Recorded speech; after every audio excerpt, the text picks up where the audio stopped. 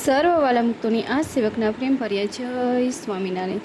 તારીખ 6/8/2026 વાર ગુરુવાર. વૈષ્ણવમૂળ ગઢડા મધ્યનું ચોથું. સ્વામિનારાયણ હરે સંવત 1878 શ્રાવણ સુદ પંચમીને દિવસ સ્વામી શ્રી સહેજાનંદ મહારાજ શ્રી ગઢડા મધ્યે દાદા ખાચરના દરબારમાં આથમને બાર મેળીની ઓસરે બિરાજમાન છે અને સર્વશ્વેત વસ્ત્ર ધારણ કર્યા છે ને પોતાના મુખારવિંદની આગળ પરમહંસ તથા દેશ દેશના હરિભક્તોની સભા ભરાઈને બેઠી છે ને પરમહંસ દુક્કડ સરોદા સતાર વજાડીને મલ્હાર રાગના કીર્તન ગાય છે.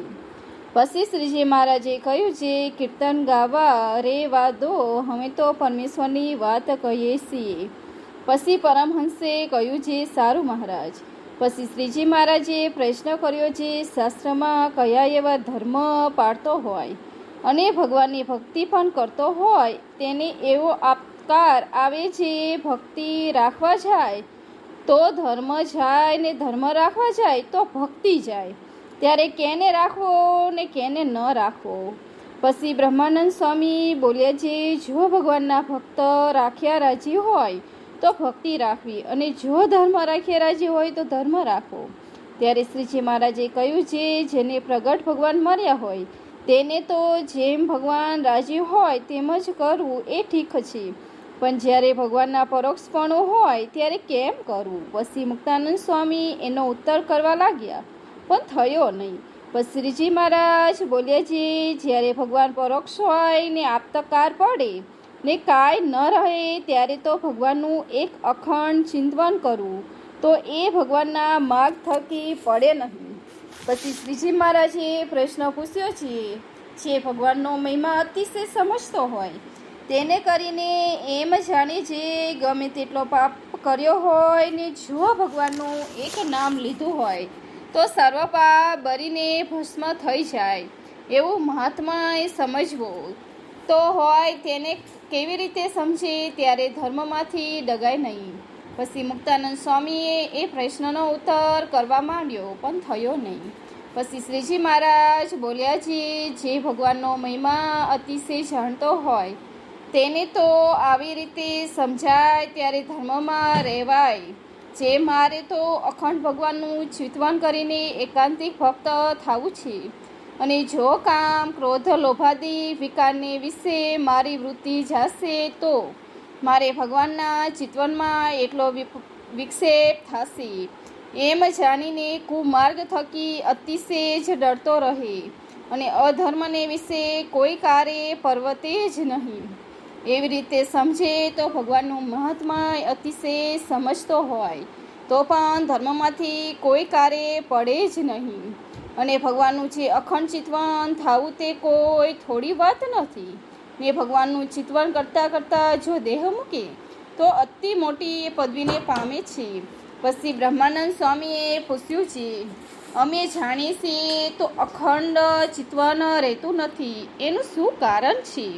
પછી શ્રીજી મહારાજ બોલ્યા છે, એક તો અખંડ ચિંતન થાય એવી શ્રદ્ધા જોઈએ અને જ્યારે એવી શ્રદ્ધા ન હોય ત્યારે તેટલું મહાત્મા જાણ્યામાં પણ ઓછપ છે. માટે જ્યારે મહાત્મા જાણ્યામાં ઓછપ છે ત્યારે ભગવાનના સ્વરૂપના નિશ્ચયમાં પણ એટલી ઓછપ છે. માટે જો ભગવાનના સ્વરૂપનું મહાત્મા તથા શ્રદ્ધા હોય તો અખંડ ચિંતન થાય.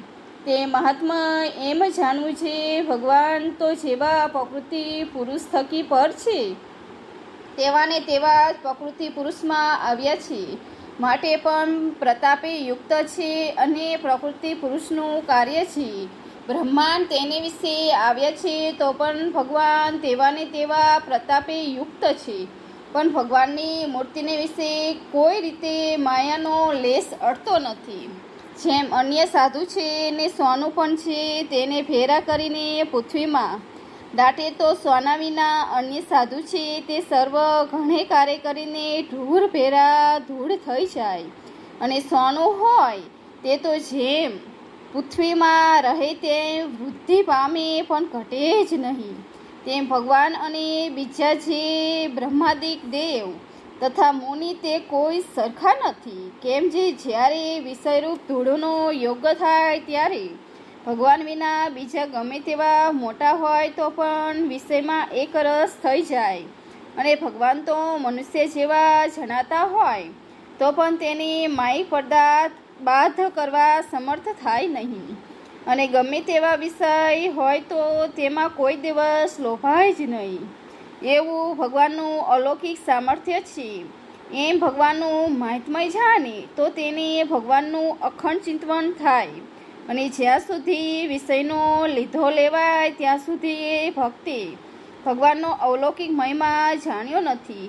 અને જો ઉદ્ધવજી હતા તેને ભગવાનને એમ કહ્યું છે, ઉદ્ધવ હું થકી અણુમાત્ર ન્યૂન નથી. તે તો માટે છે ઉદ્ધવજીએ અલૌકિક ભગવાનનું મહાત્મય જાણ્યું હતું ને પંચ વિષયના લીધા લેવાતા નહોતા. અને જેને ભગવાનનો મહિમા સમજાય છે તેને રાજ્ય હોય અથવા ભીખ માગી ખાય તે બે સરખા વર્તે. અને બાળક સ્ત્રી અને 16 વર્ષની સ્ત્રી અને 80 વર્ષની સ્ત્રી એ સર્વને સરખા ભાવે વર્તે. અને જે સંસારમાં સારું નરસું પદાર્થ હોય તે સર્વમાં સરખી ભાવના રહે, પણ સારા પદાર્થમાં પતંગિયાની પેઠે અંજાઈ જાય નહીં. અને ભગવાન વિના બીજા કોઈ પદાર્થમાં લોભાય નહીં. એ ભગવાનની મૂર્તિમાં જ લોભાય નહીં એવી રીતે વર્તો હોય તે ભક્ત ગમે તેવો મોટા વિષય હોય તેમાં બંધાય નહીં. અને જો એના મનમાં ન સમજતો હોય તો ફાટેલ ગોદડી તથા તુંબડી તેમાંથી પણ મનને ઉખાડવું મહા મુશ્કેલ છે. માટે આવી રીતે ભગવાનની મૂર્તિનું મહાત્મય જાણ્યા વિના બીજો કોઈ કોટી સાધન કરે તો પણ ભગવાનની મૂર્તિનું અખંડ ચિંતન થતું નથી. અને જે ભગવાનના સ્વરૂપનો મહિમા જાણે છે તેને જ ભગવાનનું ચિંતન થાય છે. ઇતિ વૈષ્ણવો ગઢડા મધ્યમનું ચોથું પૂર્ણ થયું. સહજાનંદ સ્વામી મહારાજની જય. આ વિડીયો આપણને પસંદ આવે તો લાઈક, શેર और સબસ્ક્રાઈબ. જય સ્વામિનારાયણ. થેન્ક